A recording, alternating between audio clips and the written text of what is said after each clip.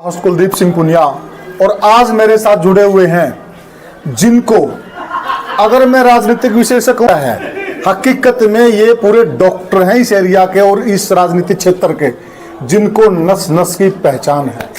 और वो मेरे साथ जुड़े प्रद्युमन जोशीला जी।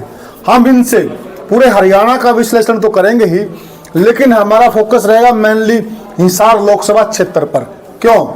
क्योंकि ये ऐसा लोकसभा क्षेत्र बन गया है जहां से पूरा देवीलाल परिवार चुनाव लड़ रहा है। जनता दुविधा में पड़ गई है माने किसे देवीलाल का असली विरासत समझी जाए, कौन है असली उसका हकदार, ये जनता को तय करना है। तो जनता किसे चुनती है, इसका विश्लेषण हमें भाई साहब बताएंगे और भाई साहब पूरा विश्लेषण करेंगे। भाई साहब राम राम जी, बहुत बहुत नमस्कार। हम आपको स्पष्ट विश्लेषण दिखाएंगे हिसार लोकसभा सीट का। इसके लिए हमारे साथ प्रद्युमन जोशीला नलवा इस वक्त हमारे साथ मौजूद है, जो सभी पार्टियों के सभी कैंडिडेट्स को अच्छी तरीके से जानने परखने की कोशिश कर रहे हैं। इनसे जान लेते हैं। प्रद्युमन जी, मुझे ये बताइए कि अगर बात की जाए सबसे पहले जितने भी कैंडिडेट्स की अब तक घोषणा हुई है, 2 कैंडिडेट्स की घोषणा हुई है। जेजेपी की तरफ से जो है नैना चौटाला का नाम अब तक सामने आ रहा है, लेकिन घोषणा नहीं की गई है। कांग्रेस की तरफ से भी घोषणा नहीं हुई है। क्या कहना चाहेंगे सारे कैंडिडेट्स के बारे में, सारी पार्टियों के बारे में? देखिए मैडम, हिसार लोकसभा देश की वो लोकसभा बनने जा रही है जहां एक ही परिवार के 3 सदस्य आमने सामने होने जा रहे हैं। और हरियाणा प्रदेश के इतिहास में भी ये एक ऐसा मौका है जब चौधरी देवीलाल के जो राजनीति के वारिस हैं उनमें से 3 आमने सामने हो सकते हैं। 2 कैंडिडेट चुनावी मैदान में आ चुके हैं।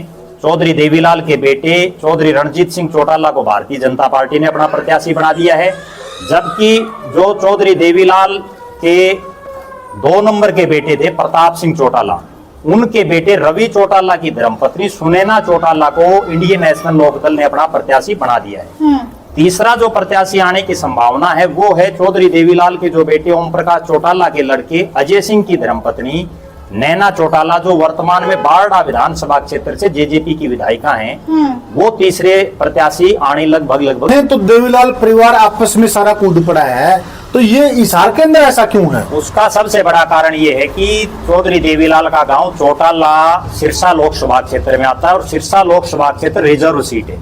वहां से इनका परिवार चुनाव लड़ नहीं सकता। सिरसा के साथ लगती हिसार ही लोकसभा क्षेत्र है जहां से ये परिवार बार बार चुनाव लड़ता रहा है।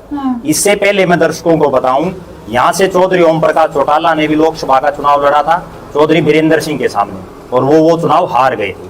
उसके बाद उनके बेटे अजय सिंह चौटाला ने भी यहाँ से चुनाव लड़े, लेकिन वो भी चुनाव जीतने में नाकामयाब रहे।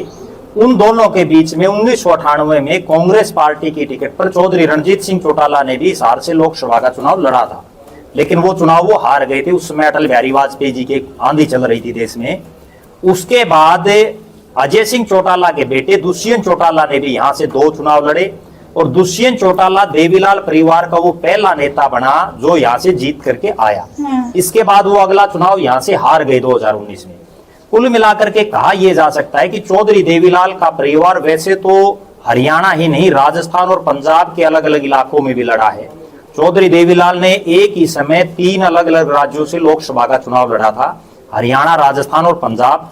वो पंजाब में चुनाव हार गए थे और हरियाणा और राजस्थान से जीत गए। अच्छा, एक बार वोटर के मन में दुविधा नहीं होगी, वो असली देवीलाल का वारिस किसे मानेंगे और किसको वो अपनाएंगे? देखो, असली देवीलाल का वारिस वैसे तो समय के साथ वारिस बदलते रहते हैं जी। एक वो दौर था जब चौधरी देवीलाल की इस देश में तूती बोलती थी, और उस समय उनका सारा काम धाम राजनीतिक रूप से चौधरी रणजीत सिंह देखते थे। और जब चौधरी देवीलाल देश के उप प्रधानमंत्री बने और हरियाणा में उनका कौन राजनीतिक वारिस होगा, कौन हरियाणा का मुख्यमंत्री बनेगा, उसकी जब बात आई तो अधिकतर विधायकों ने चौधरी रणजीत सिंह का नाम आगे बढ़ाया। लेकिन परिवारों में एक परिपाटी होती है कि परिवार का जो बड़ा बेटा होता है उसको ही राजनीतिक विरासत सौंपने की एक लगभग हमने हर बार देखा है, चाहे वो चौधरी भजनलाल का परिवार हो या और भी बहुत से ऐसे परिवार हैं। उसके बाद ओम प्रकाश चौटाला जी को मुख्यमंत्री बनाया गया।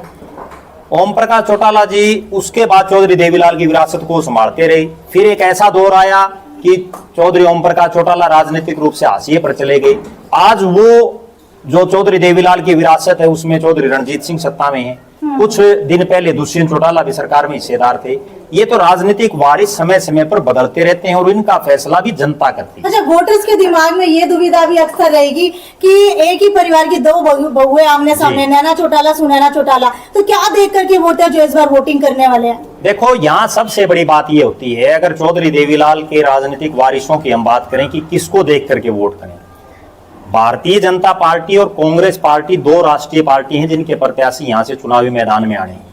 जबकि जो इंडियन नेशनल लोकदल और जननायक जनता पार्टी, वो हम ये भी कह सकते हैं कि एक परिवार की पार्टी, एक अक्षेत्रीय पार्टी, उसमें सिर्फ डिसीजन एक परिवार के लोगों ने लेना है। उन्होंने फैसला ले लिया, एक ने जो है अपने भाई की बहू को चुनावी मैदान में उतार दिया, दूसरे ने अपनी धर्मपत्नी को चुनावी मैदान में उतारने जा रहे हैं। जबकि चौधरी रणजीत सिंह को भारतीय जनता पार्टी, जो देश की सबसे बड़ी पार्टी और सत्तारूढ़ है 10 साल से, उसने अपना प्रत्याशी बनाया, वो भी 10 मिनट पहले पार्टी ज्वाइन करवा कर। तो पहली जो जीत है चौधरी देवीलाल का राजनीतिक वारिस कौन होना चाहिए, वो राष्ट्रीय स्तर पर तो ये क्लियर है कि वो रणजीत सिंह को पहली जीत तो मिल चुकी है।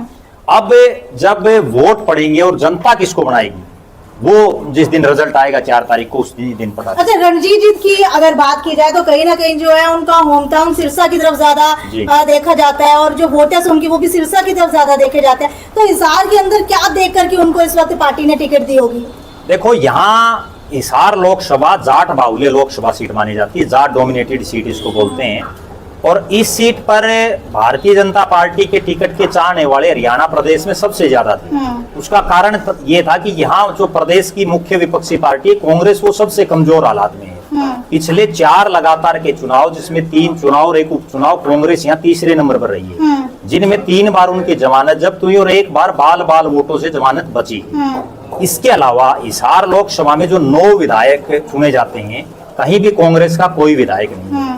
ये प्रदेश की वो लोकसभा क्षेत्र भी है जहां एक विधानसभा क्षेत्र में मात्र 3000 वोट कांग्रेस के प्रत्याशी को मिले थे। कहीं 5000, कहीं 7000, कहीं 8000, इस तरह के वोट इनको है। अगर विकास किया है किसी ने तो कैप्टन अभिमन्यु ने किया है, तो वो नुकसान कहीं रणजीत सिंह को नहीं झेलना? देखो पुनिया साहब, इसमें कोई दो राय नहीं है। जब वो वित्त मंत्री थे प्रदेश के कैप्टन अभिमन्यु, तो एक विधानसभा लेवल पर एक मंत्री जितना काम विकास करवा सकता है, उससे ज्यादा किसी ने कोई विकास नहीं करवा पूरे हरियाणा में। उसके बावजूद उनको हराया क्यों गया? उसके 2-3 सर्कमस्टांसिस थे। एक सर्कमस्टांसिस तो ये था कि जो जाट आरक्षण में उनकी जो छवि खराब हुई, उसके बाद जाट समाज उनके बिल्कुल खिलाफ हो गया। हालांकि उन्होंने बाद में मैनेज करने की कोशिशें की, लेकिन वो नहीं कर पाए। दूसरा, कुछ ऐसे कारण रहे कि मंत्री बनने के बाद लोगों से उनका कटाव बिल्कुल कट ऑफ हो गई, जिस वजह से उनकी हार भी हुई और इस बार भी टिकट नहीं मिली। अभी जो आपने पीछे जो प्रश्न पूछा एक और, जो चौधरी भजनलाल की विरासत का, चौधरी भजनलाल की विरासत थी बहुत बड़ी, लेकिन कुलदीप बिश्नोई ने उस विरासत को बिल्कुल सिकोड़ दिया और वो आज आदमपुर तक सीमित हो गई है। ये बड़ी कड़वी सच्चाई है कि चौधरी भजनलाल का परिवार 4 लोकसभाओं से हरियाणा में सांसद रह चुका है।